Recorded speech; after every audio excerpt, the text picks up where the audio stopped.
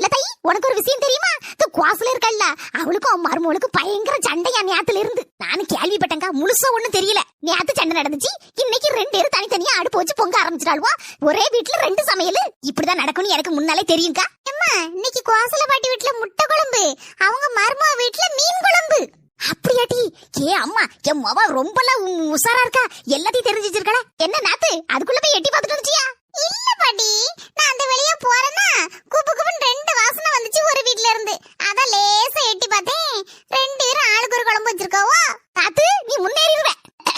எப்பா தொண்டை கமருது. எம்மா, அடுத்த வீட்டு பாட 1 மணி நேரமா பேசதே இல்ல, அத தொண்டை கமருது போல இருக்கு. சூடா ஒரு கப் காபி தண்ணி குடிச்சா நல்லா இருக்கும். இல்ல தை, அப்படியே எனக்கு ஒரு கப் காபி போட சொல்லுவோம் மர்மோட்ட. மர்மோல, காபி குடிக்கணும் போல இருக்கு. இந்த கப்பு பிடிங்க தை. நீங்க காபி போடும்போது எனக்கும் இந்த கப்புல ஒரு கப் காபி தந்துருங்க தை.